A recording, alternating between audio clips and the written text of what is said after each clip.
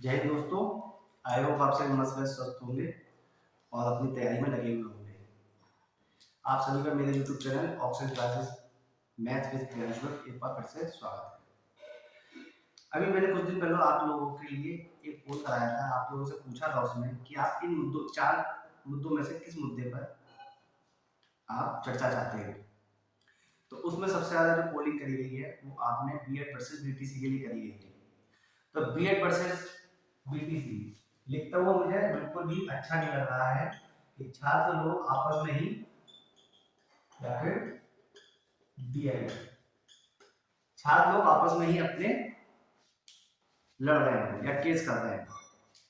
क्योंकि आपको अगर बीटीसी वालों को भी जरूरत है तो वैकेंसी की बीएड वालों को भी जरूरत है। ये होना चाहिए कि आप लोगों को सभी को मिलकर एक दूसरी भर्ती के लिए जिसमें कि आप टीजीटी बीजीटी की बात करते हैं कि उसमें आपको बीएड सभी को मौका दिया जाए। ये नहीं होना चाहिए कि इसको बाहर कर जाए। अब उस मुद्दे पर हम नहीं जाते क्योंकि इसमें कोर्ट केस हो चुका है, जल्दी इसमें फैसला आ जाएगा। उस फैसले क्या फैसला आएगा सुप्रीम कोर्ट के अदालत सुप्रीम कोर्ट क्या फैसला देती है उस पर हम चर्चा करेंगे। ठीक है, तो ये हो सकता है कि जो मैं आपको बताऊं उससे जो रिजल्ट आए वो थोड़ा डिफरेंट भी हो सकता है जो मैं कहूँ वो भी आए वो ही हो सकता है। लेकिन कुल मिलाकर जो ओवरऑल बात करेंगे हम इस मुद्दे पर बात करेंगे। ठीक है, तो बीएड वर्सेस बीटीसी। तो इस मुद्दे पे आप देखिए, इसमें बीटीसी वाले ये कहते हैं कि हमें बीएड वालों को बाहर निकालना है, इन लोगों को बाहर कर देना है क्योंकि हमारे लिए जो चांसेस है वो कम हो जाते हैं इसलिए। ठीक है ना, तो फिर बीएड वालों ने अपने बचाव के लिए इसमें केस कर रखा है, बीटीसी वालों ने इनको बाहर करने के लिए केस कर रखा है। ठीक है, अब हम कुछ पिछले टाइम पर चलते हैं, पिछले जब मेरा जन्म भी नहीं होता उस समय की बात करते हैं। तो पहले हाई स्कूल 10th और 12th लेवल पर बीटीसी हो जाया करती थी और उसके बाद आपकी ज्वाइनिंग हो जाता है। आपके घर में भी आपके दादा वगैरह हुए हों या आपके मम्मी पापा वगैरह कोई हो जो इस लेवल पे लगे हुए प्लस बीटीसी कर लेते थे, जिसे या फिर विशिष्ट बीटीसी जिसे कहा जाता था। उसके बाद कुछ लोग एलटी करके भी उसके बाद नाम चेंज हुआ, एलटी नाम से भी हो गया था लाइसेंस टीचर। लेकिन अब एलटी जो है आपका 9th 10th की जो वैकेंसी निकलती है जीआईसी में उसको एलटी के नाम से जाना जाता है। ठीक है, उसके बाद जैसे जैसे दौर बदलता गया उनको अलग अलग नामों से पुकारा जाते लगा। ठीक है, कुछ टाइम बाद आपका 97-98 के आसपास जो कोर्सेज हुए उसमें बीटीसी वाला उसे विशिष्ट बीटीसी कहा गया। ठीक है, तो उसके अलग अलग क्या थे ग्रेजुएशन के बाद आपका होने लगा। तो उसके अलग अलग आपके नोट्स होते थे जो आपके गाइडलाइंस निकला करती थी, चाहे वो एनसीटी निकाले या फिर कुछ उसमें मॉडिफाई करके जो क्वालिफिकेशन पूरी कराकर सरकार अपनी तरफ से निकालती थी कि ये चीजें आपकी होनी चाहिए। फिर उसके बाद जो मेरे सामने की भर्ती है बहुत से लंबा एक इतिहास रहा है, उसके बाद की जो वैकेंसी हुई है जो मेरे सामने लगभग जो मैं जानता हूँ जिनको अच्छे से जानता हूँ, तो उसमें आपकी 72,825 वाली वैकेंसी थी। ठीक है, उसके बाद आप आगे बढ़े तो 15,000, 16,448, ठीक है, 12,400। ठीक है, अलग अलग वैकेंसी निकली है। ठीक है ना, फिर उसके बाद हम अगर बात करें तो 68,500 और उसके बाद 69,000, ये आपकी वैकेंसी अभी तक आ चुकी है। ठीक है, तो आप इसमें अगर आप क्राइटेरिया देखा जाए तो यहाँ पर बीएड वर्सेस बीटीसी अगर मैं बात कर रहा हूँ तो यहाँ पर इस वाली भर्ती में आपको बीएड वालों को भी मौका दिया गया था।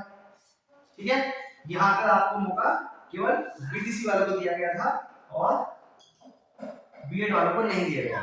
ठीक है, फिर हमारे 68,500 में भी सिर्फ बीटीसी वाले थे। उसके बाद 69,000 में बीएड और बीटीसी दोनों थे। ठीक है, अब बीटीसी को देखो मैंने बताया सबको अलग अलग नाम से जाने लगा। ठीक है, यहाँ पे मैंने जैसे बताया 12th के बाद फिर एलटी, फिर उसके बाद विशिष्ट बीटीसी नाम से जाने लगा, फिर बीटीसी हो गया, फिर बीटीसी के बाद डीएलएड अब नाम हो गया इसका। ठीक है, तो अलग अलग नाम से अलग अलग समय पे बुलाया जाता है। ठीक है, हाँ ठीक, तो जब इस वाली कंडीशन हम देखते हैं तो इसमें जो मानक थे वो अलग थे। इसमें केवल आपने टेट पास अपनी क्वालिफिकेशन पूरी करी, बीएड बीटीसी करा, उसके बाद आपके टेट के नंबर के आधार पर आपका सिलेक्शन हुआ।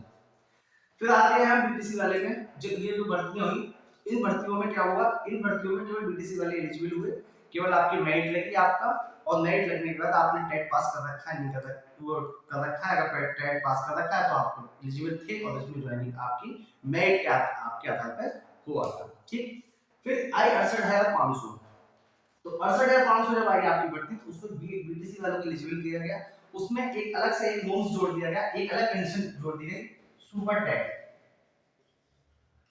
सुपर टेट, ठीक है, यहां से एक नई चीज जुड़ी थी सुपर टेट के नाम से, ठीक, कि आपके ग्रेजुएशन की एकेडमिक जो परसेंट थी उसके आधार पर प्लस टेट आपका एलिजिबल पास हुआ आप उसके लिए, टेट आपका चाहे वो सीटेट हो या आपका यूपीटेट हो, उसके बाद आपका सुपर टेट, सुपर टेट के नंबर आपके 40% जितने भी नंबर है उसके 40% जितने नंबर आपके 40%, फिर मेरिट बनी तो उसके बाद आपका ज्वाइनिंग, ठीक, उसके बाद 69,000 वाली भर्ती है, 69,000 में बीएड और बीटीसी दोनों को लिया गया, इसमें यहाँ वाली कंडीशन यहाँ से आने को आपको पता चलता हूँ, ठीक, तो इस वाली कंडीशन में एक नॉर्म्स और जोड़ा गया, ठीक, कि इसमें एक नॉर्म्स और जोड़ा गया कि इनको ब्रिज कोर्स के आधार पर बीएड वालों को ब्रिज कोर्स कराया जाएगा, क्या कराया जाएगा, ब्रिज कोर्स कराया जाएगा, यहाँ पर भी 6 महीने का आपको एक कोर्स कराया जाएगा, ठीक है, एक कोर्स कराया जाएगा।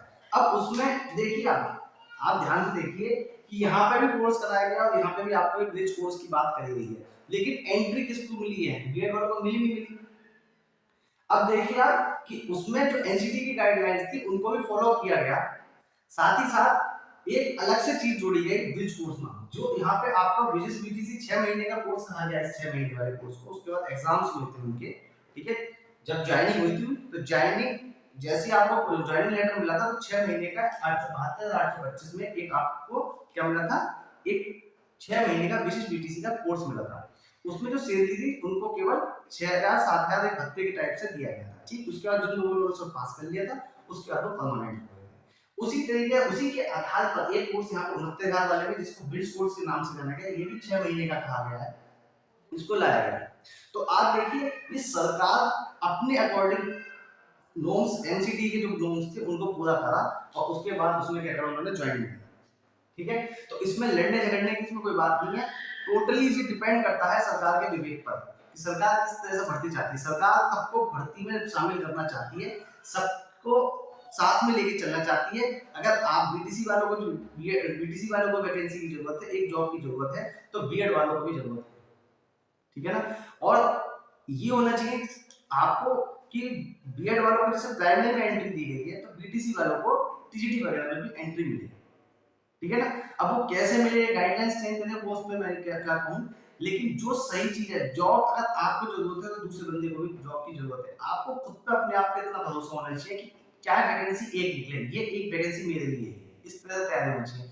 अब वो आप लोगों के इतने बेरोजगार है, इतने ये होंगे, तो भाई इतनी वैकेंसी कैसे निकाली जाएगी, जितने पद हैं उस लिख पदों पर जितनी है, अगर मान लिया 30 लाख 35 लाख आपके यूपी टेट वगैरह सी टेट वगैरह टेट अभ्यर्थी पास हैं, तो 30-35 हजार तो टोटल यूपी में भर्ती प्राइमरी में भी नहीं होगी, प्राइमरी प्लस जूनियर में भी नहीं है सीट्स, ठीक है, ओवरऑल सीट्स जितनी है वो छात्र शिक्षक अनुपात आप खुद देख लीजिए कितनी है और कितनी वैकेंसी आपकी खाली है या नहीं है, ठीक है, उसके बारे में आपसे चर्चा क्या ही करूं, आप खुद समझदार हैं, देख लीजिए।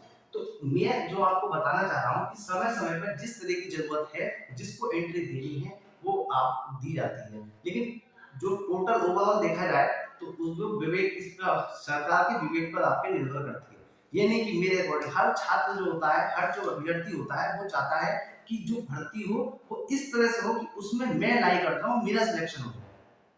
बात समझिए आप कि अगर मेरे नंबर कम हैं, बात समझिए कि अगर मेरे नंबर कम हैं कि मेरे एकेडमिक अच्छा नहीं है तो कोई बंदा ये कहेगा कि टेट के आधार पर हूँ, ठीक, मेरे 125 नंबर 130 नंबर हैं तो मैं टेट के आधार पर सिलेक्शन चाहता हूँ, मैं सुपर टेट का नाम ही नहीं लेता। कोई बंदा ऐसा है जिसका एकेडमिक बहुत अच्छा है तो वो कह रहा है कि एकेडमिक जोड़ के उसमें टेट के क्वालिफिकेशन केवल क्वालिफाई चाहिए, उस आधार पर। तो हर बंदा किसी भी जिसको जरूरत है जॉब की वो यही चाहता है कि कैसे करके मेरा सिलेक्शन हो जाए, बाकी किसी का सिलेक्शन हो या ना हो, लेकिन सरकार वगैरह जो होते हैं एनसीटी होती है सबको ध्यान में रखकर ही आपके वैकेंसी लाई जाती है, उनके जो नॉर्म्स होते हैं उसकी क्राइटेरिया जो होती है वो सबको ध्यान में रखकर लाई जाती हैं, ऐसा नहीं कि एक ही बंदे के आधार पर लाया जाए, ठीक है ना, सबका साथ सबका विकास गवर्नमेंट का स्लोगन भी है, और सुप्रीम कोर्ट का भी अगर जजमेंट आएगा तो वो एक तरफा नहीं आएगा जहां तक मुझे लगता है, क्यों, क्योंकि वहां पे भाई जैसा कि मैंने बताया कि अगर वैकेंसी की जरूरत बीडीसी वालों को भी है तो बीएड वालों को भी जरूरत है, तो वो एक तरफा फैसला शायद ही सुनाए कि बीएड वालों को बिल्कुल ही बाहर कर दें, कुछ ना कुछ अलग से करें उनके लिए, या वही उन्होंने जिक्र करा बीच कोर्स के लिए, ठीक है ना। तो हर एक स्टेप पर आपकी भर्ती आती है, तो हर टाइम पे आपके रूल्स अलग होते हैं। यहाँ पे बीएड वालों को आपको एंट्री दी गई है, लेकिन 6 महीने का आपको क्या करना है, बीटीसी वाला कोर्स करना है, ठीक है। यहाँ पे बीटीसी वालों को एंट्री दी गई, यहाँ पे एक नई चीज जुड़ गई, सुपर टेट। क्या जुड़ गई? Super TET. यहाँ पे केवल बीटीसी वाले एलिजिबल थे, शिक्षा में और बीटीसी वाले, ठीक है। यहाँ पे 69,000 वाली में आपका बीएड और बीटीसी दोनों को कराया जाएगा, लेकिन बीएड वालों के लिए क्या कहा गया, 6 महीने का बीट्स कोर्स। तो आप इस सेक्टर में ना पढ़े कि उसको भाग होना है, इसको अंदर करना है, ये इस सेक्टर में ना पढ़े, सिर्फ आप अपनी तैयारी करें। और मैं फिर से कह रहा हूँ, भर्ती आएगी तो आपका एक सीट की, आपको एक सीट की जरूरत है, उस एक सीट के लिए आपको तैयारी करनी है, चाहे वो बीएड वाले हो, बीटीसी वाले हो, या शिक्षा मंत्री पाए, सभी को अब जॉब की जरूरत है। सभी चाहते हैं कि हम सरकारी सेवा में आए और अपनी पूरी मन से उस सरकारी विभाग में नौकरी करें, ठीक है ना। तो आप लोग अपनी तैयारी में लगे रहिए, और हो सकता है सुपर टेट का एग्जाम भी आपका जल्दी ही हो जाए। जैसे कि मैंने अपनी वीडियो में बताया, अगर सितंबर में अगर टेट का जो प्रोसीजर चल रहा है, जिस हिसाब से प्रोसीजर पूरा मैंने बताया था 3-4 महीने पहले कि किस तरह से विभाग लगा हुआ है और विभाग किस तरह से उसमें कार्य कर रहा है, क्या क्या चीजें हैं, स्टेप बाय स्टेप मैंने आपको बताई थी। और स्टेप बाय स्टेप बताने का वही प्रोसीजर अभी सीधे सीधे फॉलो हो रहा है। आपका मौजूदा समय में क्या चल रहा है वो आप सभी को अच्छे से भली भांति परिचित है, और आने वाले समय में जल्दी ही आपको यूपी टेट का सुपर टेट की वैकेंसी देखने को मिलेगी। और आप लोग अच्छे से तैयारी करते हैं, जल्दी मैं आपके लिए, अभी मैथ का आपका जहाँ पे 11 चैप्टर हो चुके हैं, कुछ चैप्टर्स बचे हैं जो कि मैथ्स का बेसिक्स है आपके। उसके बाद जो आपके अदर चैप्टर्स वो भी मैं कराऊंगा, और साथ ही साथ जो यूपी टेट की तैयारी है जिसमें आप साइंस और एनवायरनमेंट, जिसको आपको दिक्कत होती है जिन लोगों को, उसको मैं आपके सामने लेके आऊंगा, ठीक है ना। तो आप लोग मेरे चैनल पे बने रहिए, लाइक शेयर सब्सक्राइब कीजिए। और मैं फिर से एक बार कह रहा हूँ कि इस चक्कर में ना पड़े, सिर्फ आप अपनी तैयारी करते रहें। जो सुप्रीम कोर्ट का जजमेंट होगा, जो भी होगा वो सर्वमान्य होगा, और बाकी सरकार के विवेक के ऊपर है तो किस तरह से सुप्रीम कोर्ट की गाइडलाइंस को, एनसीटी की गाइडलाइंस को फॉलो करते हुए किसको एंट्री दे और किसको एंट्री ना दे, ठीक है। तो आज के लिए इतना ही। जय हिंद।